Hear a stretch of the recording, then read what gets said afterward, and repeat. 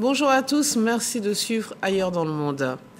L'armée israélienne a déployé des chars dans Rafah et pris le contrôle du passage frontalier avec l'Égypte. Une offensive quelques heures après une proposition de trêve validée par le Hamas, mais rejetée par le gouvernement israélien. Près de 1,4 million d'hommes, de femmes et d'enfants sont réfugiés dans et autour de la ville où l'armée israélienne a mené mercredi une opération antiterroriste.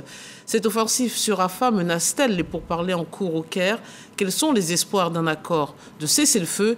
Et pourquoi les opérations menées par Israël sont de plus en plus contestées?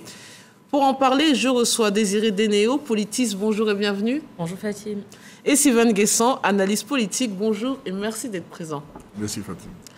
Alors déjà, Rafah est une ville palestinienne située dans le sud de la bande de Gaza, à la frontière égyptienne. Que sait-on de cette localité pour bien en comprendre les enjeux? On sait que c'est une localité qui a longtemps été, qui est au cœur de la question israélo-palestinienne, parce que déjà en 1967, après la guerre israélo-arabe, elle est passée sous contrôle de l'Égypte, puisqu'elle avait accueilli des camps de réfugiés de population palestinienne. Et en 1948, elle est passée sous contrôle en fait d'Israël. Et aujourd'hui, Gaza, c'est environ 1,4 million de réfugiés. Rafah, c'est environ 1,4 million de réfugiés gazaouis. C'est l'un des derniers bastions du Hamas dans la bande de Gaza. Donc c'est un endroit stratégique, symbolique. Pourquoi ce choix? Stratégie symbolique, mais aussi c'est le lieu de passage de tous les trafics qui alimentent la Palestine, le Hamas, à partir de l'Égypte. Trafic d'armes, médicaments, de la nourriture, etc., etc. Donc c'est un lieu assez stratégique qui approvisionne les miliciens du Hamas. Donc naturellement, à partir du moment où Israël décide d'en découdre jusqu'à un certain niveau, une certaine profondeur avec le Hamas, il fallait s'attendre que cette crise-là finisse plus ou moins par cette partie de la Palestine. Mais depuis l'offensive israélienne donc de ces dernières sur la bande de Gaza, c'est donc près de 1,5 million de Gazaouis qui trouvent refuge sur ordre de l'armée israélienne à Rafah. Alors comment comprendre maintenant cette vaste offensive terrestre dans cette zone malgré la présence massive des réfugiés et certainement des otages? Peut-être en réponse, souvenons donc qu'il y a quelques semaines, il y a eu l'attaque de l'Iran en fait sur Israël. Peut-être en réponse à l'attaque iranienne en fait en délocalisant en fait le conflit israélo-iranien quand on sait que l'Iran soutient le Hamas, ou sinon pour avoir aussi une libération des otages en fait israéliens qui depuis en fait sont attendus par Israël depuis les événements. Mais quelle est cette stratégie militaire ou l'objectif finalement militaire? Bon, certainement que les bases logistiques du Hamas sur le territoire palestinien ont été ciblées, détruites en grande majorité.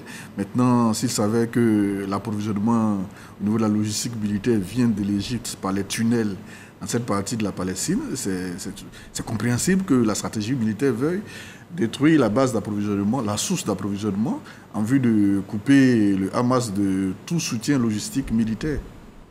Donc finalement, c'est inévitable. Netanyahou en parle depuis longtemps. On parlera des réactions après internationales. Là, il est vent contre marée. Il est seul contre tous. Seul contre tous, on peut le dire, parce qu'on se rend compte que la plupart des soutiens occidentaux, quand même, demandent de cesser le feu, de ne pas bombarder Rafah, parce que c'était quand même l'un des derniers bastions en fait, du Hamas. On s'attendait en fait, quand même plus ou moins à une réaction d'Israël concernant Rafah. Mais là, maintenant, c'était pas forcément prévisible en fait, à cette période-là. Là, on y est. Maintenant, l'idée d'un retour justement à la table des négociations avait été actée, on va dire, pour un hypothétique cessez-le-feu. Au vu de la situation, avez-vous l'espoir d'un accord de cessez-le-feu, justement, avec cette attaque de Rafah? Bon, moi, je pense que le Hamas est assez fragilisé maintenant, avec le bilan sur le terrain, la destruction du matériel. On parle de près de 80 000 blessés, près de combien de morts déjà? C'est assez énorme pour le bilan de la Palestine, c'est assez énorme. Ils s'y attendaient pas sans doute. Et maintenant, si la source d'approvisionnement par les tunnels est détruite, le Hamas devrait être assez fragilisé. Je pense que le Hamas va de plus en plus s'inscrire dans une logique de négociation. Et Israël également, maintenant il faut détruire les derniers bastions à partir desquels le Hamas pourrait peut-être tenter une résistance. Vous pensez comme lui qu'après l'attaque de Rafah, il sera un retour à table de négociation? Et pour dire quoi? Déjà, le Hamas s'était engagé à cesser le feu, déjà à la table des négociations, et du coup, on a été surpris par l'attaque en fait, d'Israël sur Rafah. Je pense qu'on va aboutir à un cessez-le-feu parce qu'il y a également les soutiens internationaux d'Israël en fait, à ne pas négliger. Quand les États-Unis ont annulé en fait, le dernier ravitaillement en armes, en bombe en fait, d'Israël, on a la France qui s'est prononcée, d'autres pays en fait, de l'Union européenne. Donc je pense que à un moment donné, en fait, Israël va devoir aussi mettre pause, en fait. Mais justement, on a assisté à plusieurs condamnations sur la scène internationale de l'Union africaine et aux États-Unis, vous venez de le dire. Cette attaque de Rafah peut être celle de trop pour Israël? Il y a le discours officiel dans les relations internationales et puis il y a la réalité. Voilà, dit que, on a tous entendu les États-Unis dire qu'Israël ne devrait pas frapper l'Iran. Israël y est allé, hein. Voilà, donc, et le discours... Ils n'ont pas reconnu officiellement. Oui, bon, il y a le politiquement correct. Donc, on voit d'un point de vue humanitaire, c'est assez difficile à supporter pour tout ce qui arrive aux civils palestiniens. Donc, le discours officiel, c'est d'apporter le soutien à ces victimes-là, de mettre en garde Israël, mais dans la pratique, Israël est toujours plus ou moins libre de faire ses frappes. Donc voilà, je crains que ce soit le politiquement correct. Pas de conséquences, pas de... Moi, je pense qu'au fait, au niveau international, de la CPI, au niveau d'arrêt international, de la CPI, mais bon, c'est que des États africains qui y vont, enfin, des hommes politiques africains qui y vont. Je ne crois pas en fait qu'un homme politique, enfin israélien, enfin, aille comparaître en fait à la CPI. En l'état actuel en fait des choses. Donc pas de conséquences. Des conséquences peut-être au niveau des États-Unis avec Joe Biden qui est déjà fragilisé en interne en fait. Donc si Israël s'obstine, s'il continue en fait à apporter du soutien en fait officiel à Israël, ça peut peser quand même dans la balance en fait pour les élections à venir. Mais il y a d'autres contestations auxquelles on assiste ces dernières semaines aux États-Unis, en Occident. C'est cette contestation massive des universités estudiantines. Déjà, comment la comprenez-vous? Comment expliquez-vous ce soulèvement, on va dire, un peu généralisé? Bon, dans ce milieu, il n'y a pas de hasard. Soit c'est suscité, soit c'est récupéré. Bon, on sait quand même que les étudiants, la tranche 16-25 ans, c'est la tranche de la contestation. Dans pratiquement tous les pays, mai 68, même pour revenir chez lui, 90 en Côte d'Ivoire, etc. Les étudiants ont toujours été la pointe de la contestation dans ce genre de choses.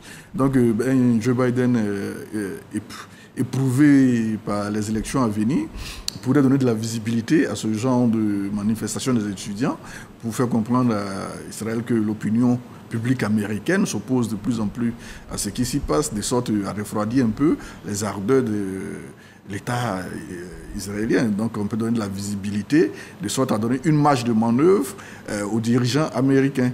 Mais bon, sinon la contestation estudiantine, ce n'est pas nouveau. Mais cette contestation, elle est, j'ai envie de dire, un peu pro-palestinienne. En tout cas, beaucoup de ces campus affirment cela, même s'il y a des contestations étatiques après. En France, on l'a vu récemment avec Sciences Po. Là aussi, comment ça vous interpelle? Moi, de mes années étudiantes, en France, c'est qu'il y a toujours eu des manifestations étudiantes en soutien à la cause palestinienne, de nombreuses associations de Palestiniens en France soutiennent aussi les frais de l'autre côté, en fait, en Palestine, au niveau de la bande de Gaza. Donc, c'est quand même normal. Après, voir des étudiants de Sciences Po qui, quand même, sont en réserve, sont quand même restés en réserve, manifester, je pense que c'est quand même un signal fort d'être à l'endroit du gouvernement français par rapport au soutien militaire ou balistique apporté à Israël. En fait, on sent vraiment qu'au niveau de la population, il y a aussi une grogne. Peut-être aussi par rapport au soutien que la France a apporté à l'Ukraine, en fait, dans la guerre russo-ukrainienne. Peut-être un signal, en fait, pour ne pas s'engager dans un autre conflit qu'on ne maîtriserait pas, qui aurait des répercussions sur les populations. Mais pour rester sur les conséquences de ce conflit, on va parler sur le plan militaire, mais cette fracture-là idéologique, on a l'impression que ce sujet est bien plus clivant que d'autres, le conflit israélo-palestinien. Est-ce que cette fracture ne va pas, on va dire, s'accroître dans les pays occidentaux et créer des difficultés en termes électoraux et en termes de vision? Oh, bon, je ne pense pas. Je ne pense pas, c'est une vieille histoire, depuis combien de siècles déjà. La crise israélienne, que ce soit dans les livres d'histoire, de géopolitique, dans les livres saints, bon, c'est assez vieux, on est un peu habitué, et les positions sont assez claires de part et d'autre. Moi, je pense que ces contestations-là sont plus à mettre au compte du fait que de plus en plus de citoyens de certains pays de l'OTAN demandent un retour à leurs dirigeants de se concentrer sur les problèmes internes. Voilà, un retour à l'isolationnisme, dilapider des sous alors que la France traverse certaines difficultés, alors que les États-Unis, on se rappelle tous du slogan de Mr. Trump, Make America Great Again. Il faut laisser tomber tous les autres problèmes. On a assez essayé le gendarme du monde. Il faut se concentrer maintenant sur les problèmes internes face à la menace chinoise, face à la menace indienne, face au réveil allemand, etc., etc. Donc c'est plus ou moins ça d'un point de vue idéologique, c'est pas nouveau. Vous pensez qu'il n'y a pas une fracture qui va s'amplifier avec ce conflit, les sociétés occidentales? Peut-être, enfin, fracture peut-être du point de vue idéologique gauche-droite. Peut-être sur des questions, on sait, au niveau social, en Europe, avec la crise ukrainienne, les populations prennent cher. On voit qu'il y a l'inflation en France qui est passée, enfin, qui a doublé. Donc, ce sont les civils, en fait, qui en pâtissent du fait des décisions des hommes politiques. Donc, s'engager dans le conflit israélo-palestinien ou dans un éventuel conflit israélo-iranien, ce serait quand même faire payer en fait aux populations le tribut d'une guerre en fait qui ne se fait pas sur leur sol et qui ne les touche pas en fait directement. Alors, mais quel est finalement le bilan de Tzal? Doit-on craindre un enlisement ou un basculement, voire un basculement de ce conflit? Bon, je crois qu'Israël a eu en 7 mois l'occasion de régler ses comptes au Hamas. Hein. Je pense que la bande, cette partie, Rafah devrait être l'un des derniers bastions que Israël vise réellement, je pense. Parce que, bon, pratiquement, il n'y a plus d'ennemis. C'est une victoire totale. Il n'y a plus rien à détruire en Palestine. Excusez-moi du terme, mais il n'y a plus rien à détruire. En dehors des tunnels de Rafah, il n'y a plus de cible en tant que telle. Donc je pense qu'ils vont revenir progressivement. Parler d'une victoire totale et les otages, qu'est-ce qu'on en fait? Est-ce qu'ils ne sont pas aussi visés indirectement par ces attaques, par ces opérations militaires israéliennes? Moi, je pense en fait qu'Israël intensifie les frappes en fait sur Gaza, sur la Palestine pour avoir une libération de ces otages-là. Je pense que c'est une pression une pression qu'ils mettent en fait. Je pense que ça doit être l'une des conditions des discussions en ce moment au Caire entre l'autorité palestinienne et Israël. Et on verra en fait. Peut-être que la libération des otages va aboutir à un cessez-le-feu en fait. Un cessez-le-feu, comment on va dire ça? Pour ajouter un peu ce qu'elle vient de dire, les frappes à Rafah interviennent à quelques instants avant les négociations au Caire. Voilà, moi je pense que c'est une manière aussi en stratégie militaire de fragiliser le Hamas qui comprend que d'un point de vue terrestre, il n'y a plus de route pour approvisionner la Palestine en vivre. Donc l'ONU a beau se plaindre, les partenaires occidentaux, mais il n'y a plus de moyens d'approvisionner en vivre la Palestine. Et les tunnels également sur lesquels ils comptaient pour être approvisionnés d'un point de vue militaire en vivre sont détruits également. Donc le Hamas, en principe, devrait être un peu plus compréhensible dans ces négociations qui viendront. Mais encore une fois, ce conflit ne va pas laisser des traces. Il n'y aura pas un avant, un après pour le droit international ou pour la perception qu'on a de la gestion d'une situation de crise. On nous parle de génocide d'un côté. Voilà, c'est des mots qu'on employait. Le conflit israélo-palestinien, il est vieux, il est non, mais débute avec la création. Ce qui se passe actuellement, est-ce que ça ne va pas précipiter, on va dire, dans la perception qu'ont les gens des conflits dont on nous parle depuis toujours, ça ne va pas précipiter, on va dire, plus qu'un désenchantement même, une méfiance à l'égard de toutes ces entités internationales? On le voit déjà avec la perception que les gens ont de l'ONU, de la Cour pénale internationale, qui ne sert qu'à juger une seule partie, enfin, des hommes politiques d'une seule partie du globe.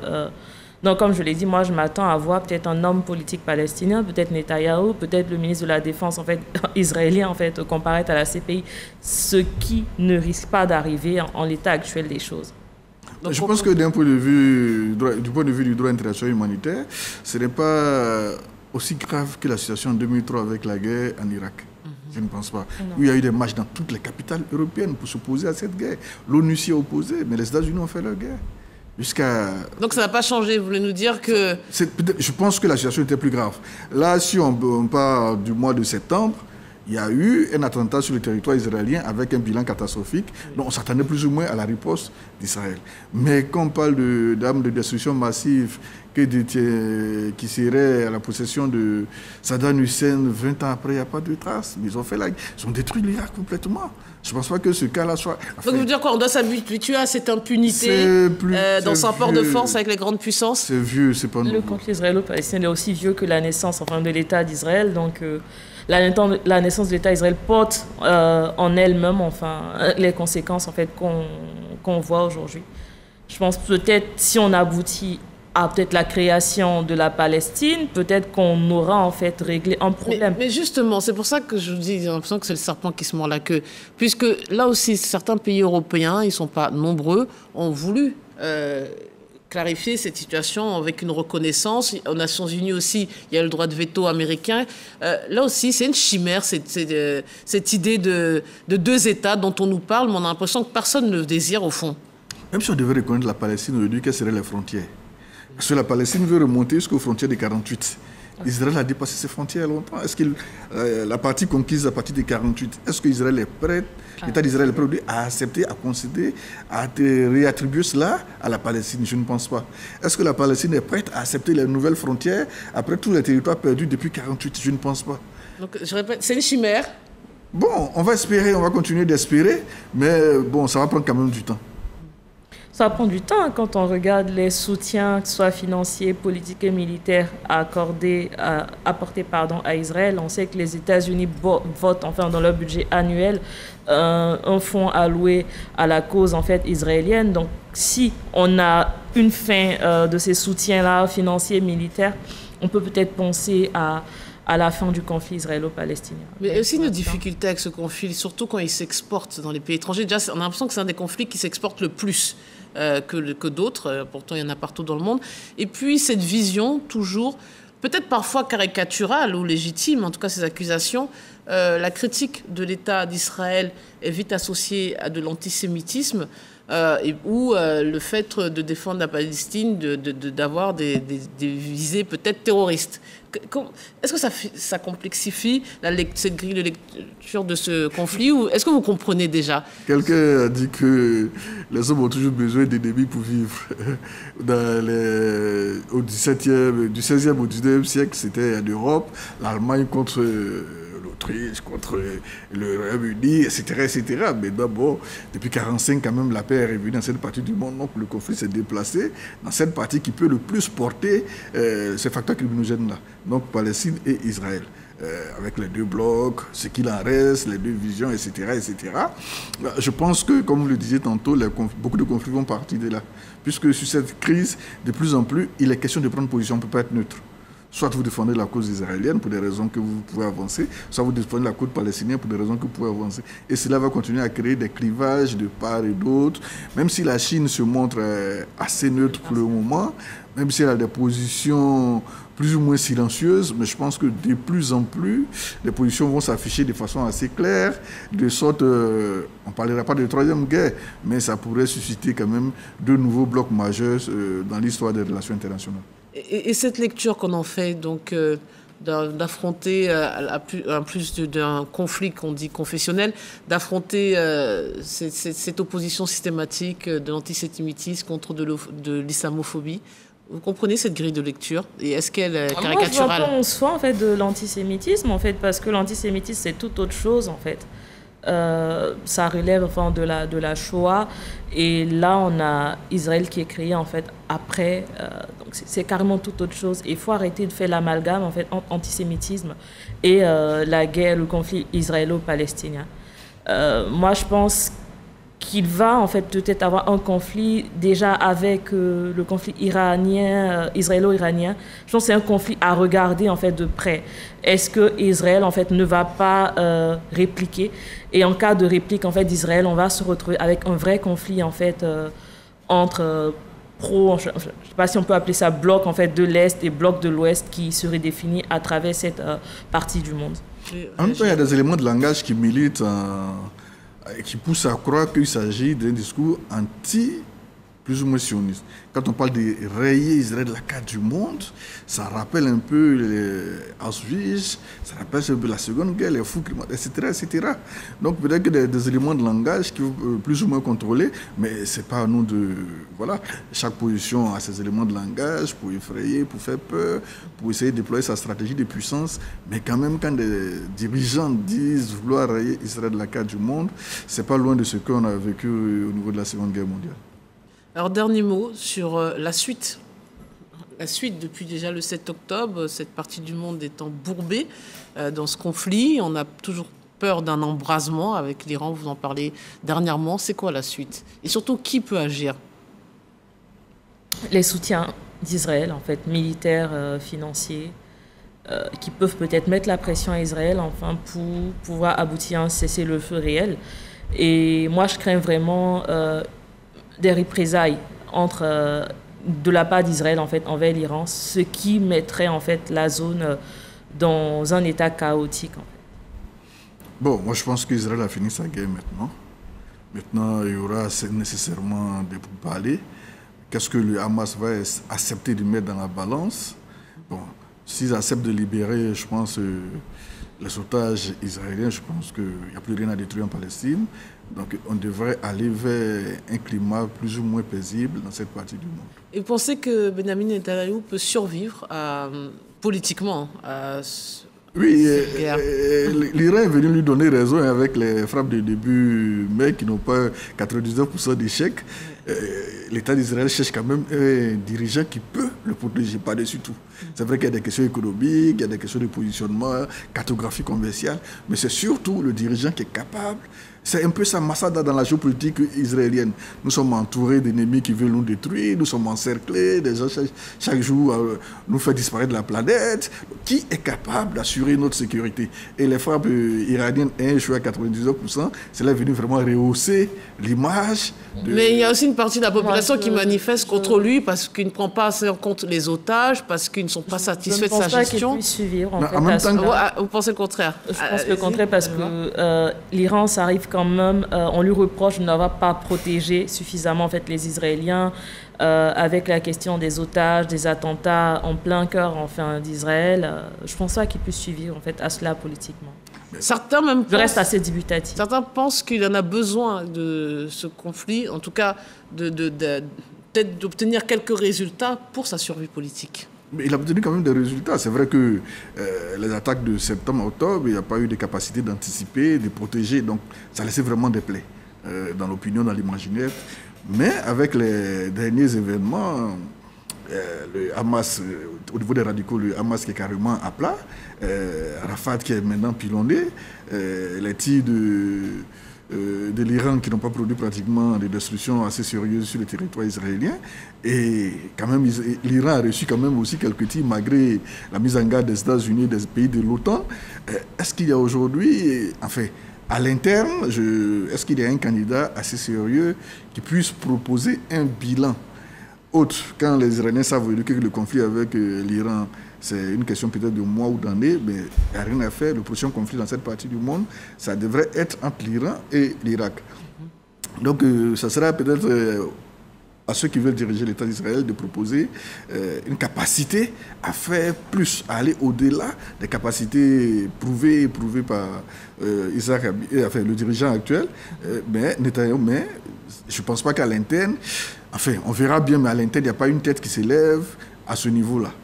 Dernière question. On parle du conflit sur le moyen court terme, mais on oublie sur le très long terme, même si un cessez-le-feu. Vous ne pensez pas que de part et d'autre de cette frontière, ça va laisser des séquelles profondes?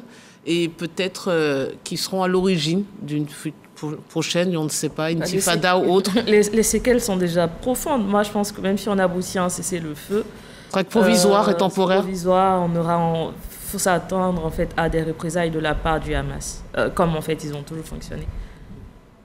Donc, oui. On marche sur des braises. Oui.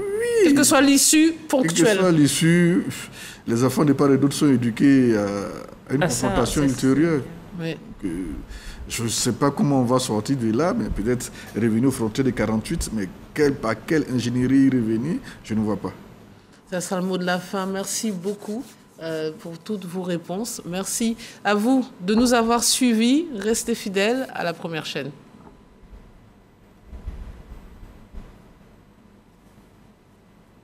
Mais Costina, j'entendais taper des mains, mais il n'était même pas 26. Mais bon, on a respecté le temps.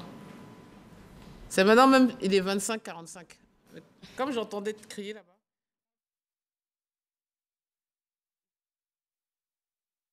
Poisson t'attend.